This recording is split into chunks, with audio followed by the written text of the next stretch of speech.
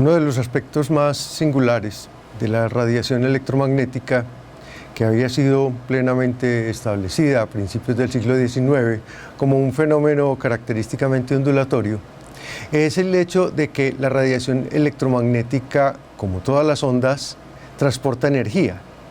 Y entonces vamos a ver que la mayor parte de las interacciones que tenemos en nuestra vida cotidiana, en alrededor, son de alguna manera interacciones electromagnéticas.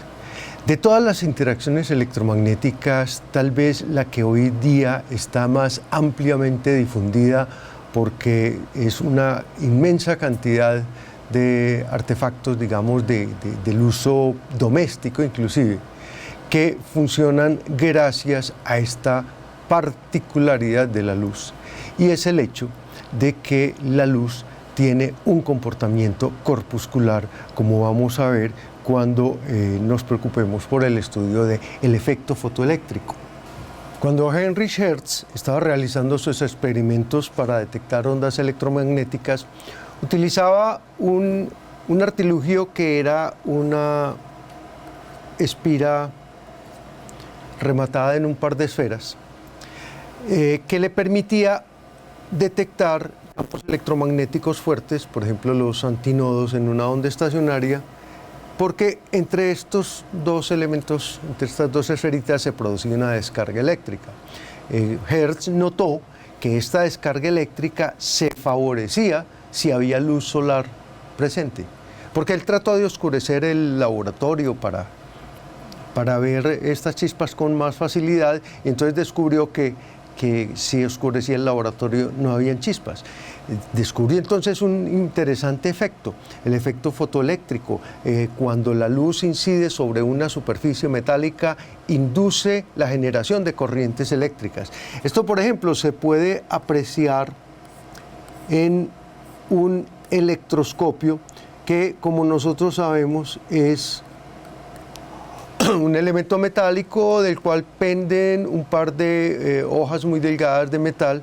Cuando esto se carga eléctricamente, entonces la repulsión electrostática hace que las hojas se separen, y la separación de las hojas nos da una medida de la carga eléctrica. Pues bueno, Hertz observó que cuando esto se ilumina con radiación solar, el electroscopio se descarga. A propósito, si esto, en lugar de estar cargado con cargas eléctricas negativas, estuviera cargado con cargas eléctricas positivas, no se descargaría. Lo cual es una prueba de que lo que se está produciendo aquí es el desprendimiento de cargas eléctricas negativas, que fueron las que descubrió posteriormente J.J. Thomson, y que son los electrones, parte fundamental de la constitución de la materia. Entonces, este fenómeno fue muy estudiado por un colaborador de Hertz que se llamaba Philipp Lenard. El señor Lenard, inclusive, posteriormente se ganaría en 1905 el premio Nobel por sus estudios sobre los rayos catódicos y el efecto fotoeléctrico. Pero en 1905 Albert Einstein dio una explicación o una descripción del efecto fotoeléctrico, haciendo la siguiente suposición. Yo tengo una superficie metálica en la que hay una gran cantidad de electrones que tienen mucha movilidad. Cuando llega energía electromagnética en una onda electromagnética, estos electrones pueden de alguna manera absorber esa energía y entonces oscilar y, digamos, liberarse de su resorte electromagnético que lo tiene atado al átomo y salir despedido como una corriente eléctrica. Ya saben, una corriente eléctrica es el desplazamiento de cargas eléctricas. Y entonces este electrón va a salir despedido con una energía que es igual a la energía cinética, y que es igual a la energía luminosa, llamémosla así, que es la que le entrega la onda electromagnética, menos lo que tiene que pagar por liberarse de la superficie metálica, que lo vamos a llamar la función trabajo. Ahora, una observación muy importante que hizo Lennard, derivada de las observaciones que había hecho Hertz, de que en el oscuro esto no funciona, es que no es lo mismo iluminar con radiación infrarroja, con radiación visible o con radiación ultravioleta. Con radiación visible, no importa qué tan intensa sea la radiación, no se produce el efecto fotoeléctrico.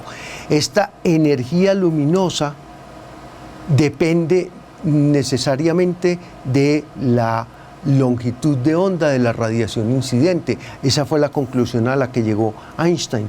La energía luminosa depende de la radiación de onda, es decir, depende de la frecuencia, multiplicada por la velocidad de la luz.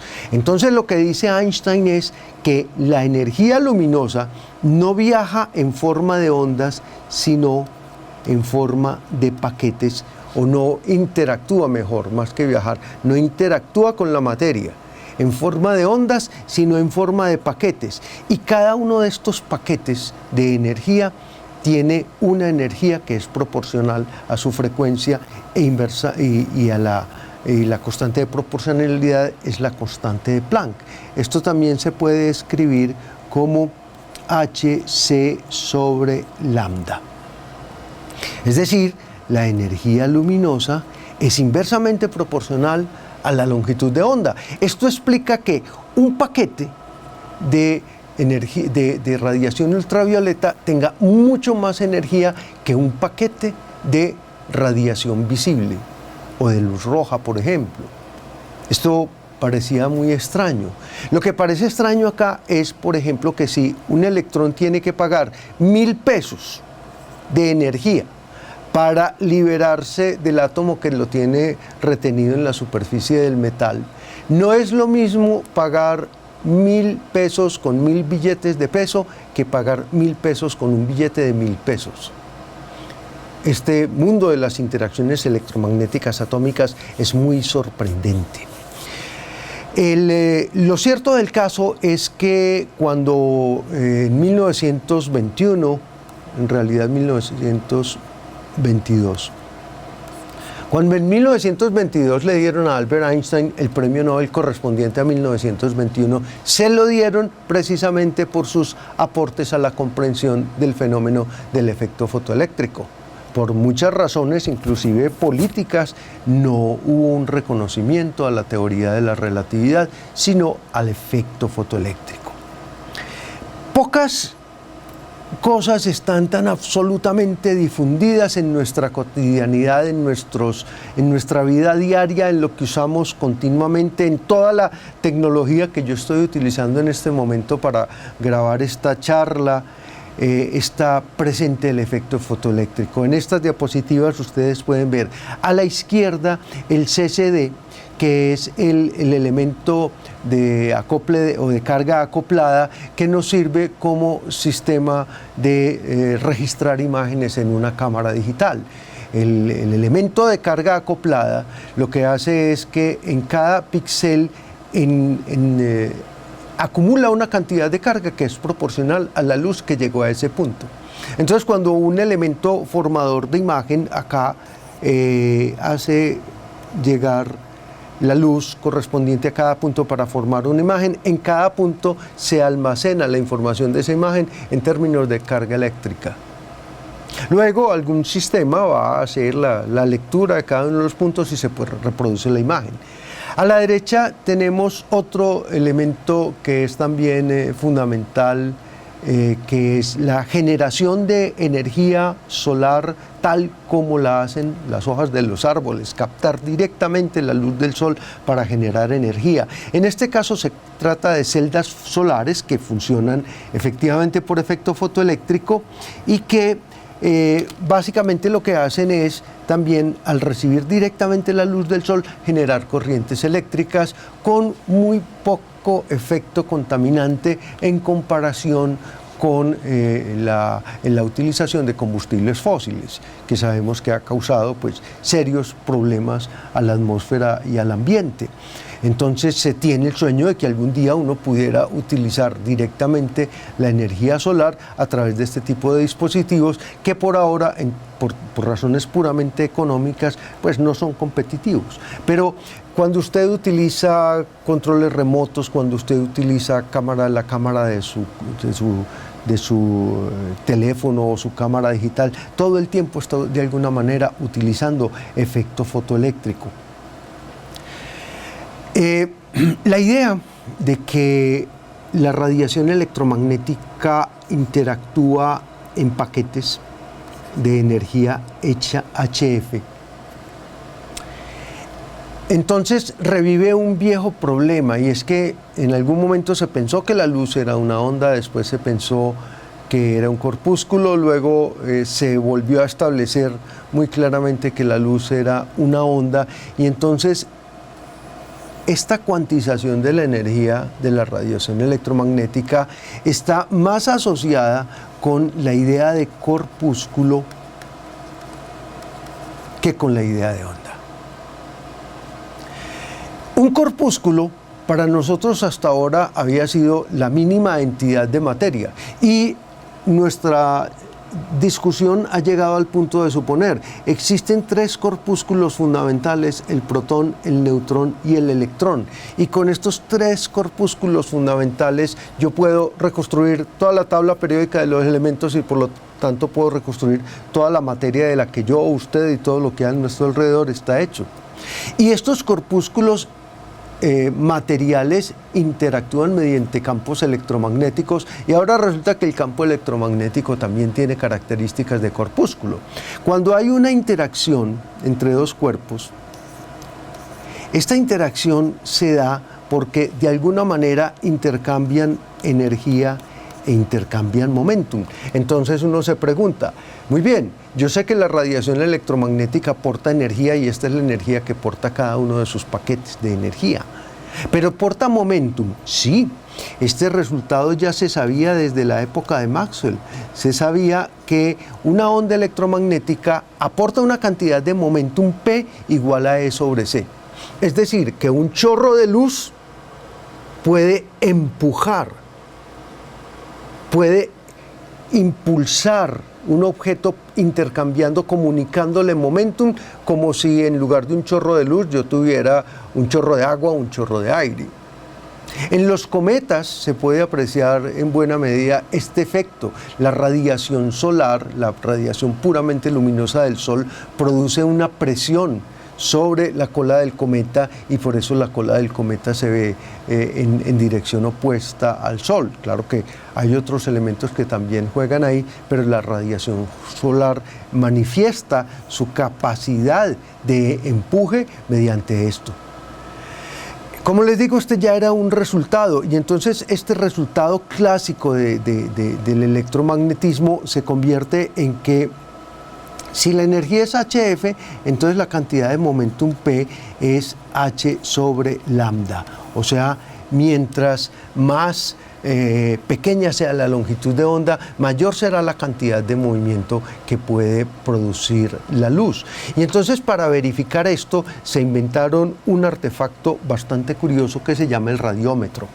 Este es un radiómetro, como ustedes ven, es básicamente una veleta de caras blancas y negras alternadas dentro de una burbuja de vidrio al vacío. Bueno, debería estar al vacío. Lo cierto del caso es que el blanco y el negro reaccionan muy diferente frente a la luz. El blanco refleja la luz, y por lo tanto tiene un cierto intercambio de momentum con la luz, y el negro absorbe la luz. Como el negro la absorbe y el blanco la refleja, entonces es mayor el intercambio de momentum sobre el blanco que sobre el negro. Para verificar esto, a finales del siglo XIX se construyó este curioso aparato que se llama un radiómetro, y este aparato, una vez iluminado, funciona de la siguiente manera.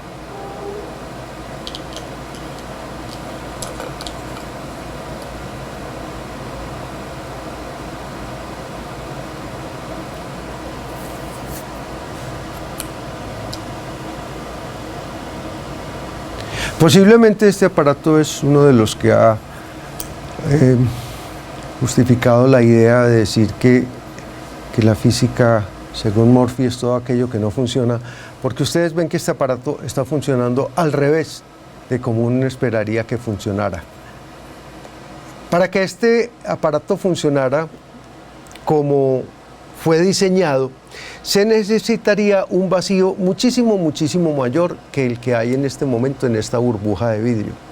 Debido a que este vidrio no está, esta burbuja no está al vacío, entonces el efecto de la luz no es un efecto de presión, sino un efecto termodinámico por el cual las caras negras se calientan más que las caras blancas y entonces la presión sobre las caras negras por el calentamiento del gas genera más movimiento en la dirección del negro que en la dirección del blanco.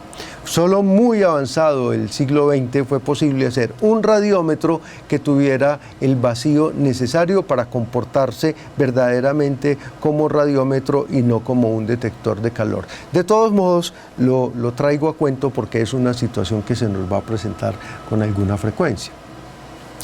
Bueno, tenemos esta situación. La luz es capaz de impulsar teóricamente una vela. Alguna vez alguien se imaginó una vela de proporciones gigantescas empujada por la luz solar para viajar entre las estrellas. Y entonces vemos que la luz tiene propiedades de partículas, y esto fue un problema bastante serio para los físicos en el siglo XIX. ¿Cómo conciliar, y a principios del siglo XX, cómo conciliar estos dos modelos? Se tenía, digamos que una imagen mecánica de la materia y de las interacciones físicas, todo como digamos, en último término, choques entre partículas. Inclusive habían problemas como el problema de la gravitación. El problema de la gravitación es el siguiente: si esto es el Sol y esto es la Tierra, entonces sabemos que el Sol y la Tierra se interactúan con una fuerza que es proporcional a sus masas e inversamente proporcional al cuadrado de las distancias. Pero esta fuerza, que es la fuerza de gravitación, tiene una singularidad, y es que es instantánea. Las fuerzas instantáneas y a distancia son muy problemáticas en la física. Cuando se estableció que la interacción fundamental entre dos cargas Q y Q' es la interacción de Coulomb, que es proporcional al producto de las cargas e inversamente proporcional al cuadrado de las distancias, teníamos algo muy parecido a lo de la gravitación. El campo electromagnético precisamente va a resolver este problema, porque en el campo electromagnético no hay tal cosa como una acción a distancia, sino que hay una acción mediada por ondas electromagnéticas, y las ondas electromagnéticas viajan a la velocidad de la luz. Entonces, el modelo, la construcción, el concepto de campo electromagnético resuelve el problema de la acción a distancia.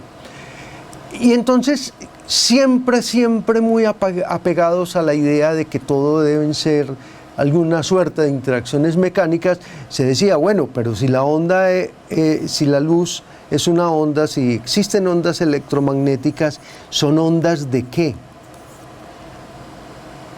Con mucha frecuencia, cuando se tiene una pregunta y no se tiene una respuesta, se le da un nombre a la pregunta, y de tanto repetirlo, se cree que ya se tiene una respuesta. El nombre de la pregunta de en qué se propagan las ondas electromagnéticas es éter. Las ondas electromagnéticas se propagan en el éter. Alguien había pensado en un éter lumínico para la propagación de las ondas de luz. Después de que Maxwell muestra que la luz y el electromagnetismo son lo mismo, entonces se habla de un éter electromagnético, y se dan a la tarea de buscar este dichoso éter electromagnético porque necesitaban un modelo mecánico para explicar las interacciones electromagnéticas. Ese modelo mecánico simple y sencillamente nunca se pudo encontrar y va a ser reemplazado por algo completamente diferente. Lo cierto del caso es que Einstein Einstein descubrió que uno puede hacer buena física y teoría electromagnética sin necesidad de acudir a modelos mecánicos. En esta gran discusión entre éter y campo, tenemos por un lado una visión puramente mecánica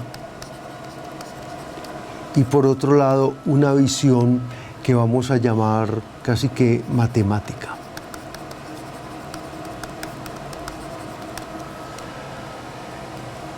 En esta visión mecánica necesitamos cosas mecánicas como ondas. Maxwell elaboró todo su modelo pensando en modelos mecánicos. En esta visión que vamos a llamar matemática vamos a necesitar más que modelos mecánicos, principios. Entonces, la ventaja, digamos, de introducir dentro de estos nuevos principios de la física conceptos que en principio van a ser muy abstractos, el campo electromagnético, y después se van a convertir en la realidad por excelencia, porque como hemos visto, al campo electromagnético le puedo asociar energía y le puedo asociar momentum. Entonces tiene todo aquello que supuestamente debería tener una partícula de masa m y velocidad v, que tiene energía y tiene momentum.